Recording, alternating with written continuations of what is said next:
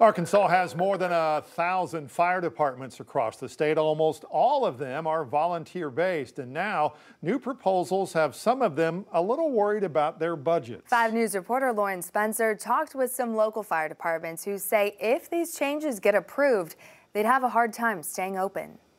You have a church, you probably have a fire department. Travis Cooper is the director for Sebastian County Emergency Management, as well as a volunteer firefighter himself for almost 20 years now. I knew that I could help my community by still volunteering. They have 16 rural fire departments in Sebastian County and 1 major fire department, and he says they already struggle with recruiting since after the pandemic. We have seen a decrease in volunteering in the public safety sector. The emergency response standard from OSHA would require these departments to buy new equipment, get regular medical exams, and go through new training. That would make things safer, but Cooper says it could negatively impact smaller volunteer departments. In a way of funding, but also requirements of who can volunteer because of the capabilities physically and maybe even mentally. So it's a strain financially, and then it is a strain finding the volunteers to stay on board. Communities like Rudy and the surrounding areas rely on their volunteer fire departments for lots, not just limited to fire calls.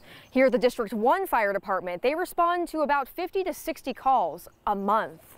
The first truck was kept in my hay barn to start with. Chief Scott Price has been at the volunteer department since day 1. They have about 25 volunteers. He says the cost to comply could potentially make the rural communities lose emergency services. It would be a huge impact. Some of the departments just absolutely can't do it, which means that they may just decide to shut the door. The station already has issues when it comes to funding, like most volunteer departments. OSHA itself estimates that it would cost about $14,000 per year per department. That is about half of the department budget for some of our smaller departments. The new rules would also require stations to have vehicles no older than 15 years. Crawford County Fire Coordinator Eric Simpson says they can only afford trucks that are at least 20 years old. When a fire truck behind us right now used costs well over $120,000, you can see the problem that we're going to have. As they say, they want to encourage OSHA to reconsider what this could do to services that are greatly needed. This is a regulation they do not need.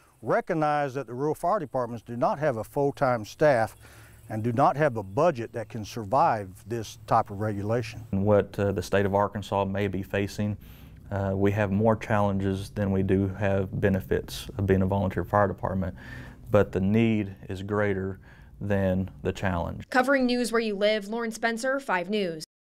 The fire chief said this could also impact the larger departments because if the small ones close, of course, they'd be taking more calls. Yeah, the Arkansas congressional delegation, by the way, has written a letter to the Department of Labor opposing these new proposals.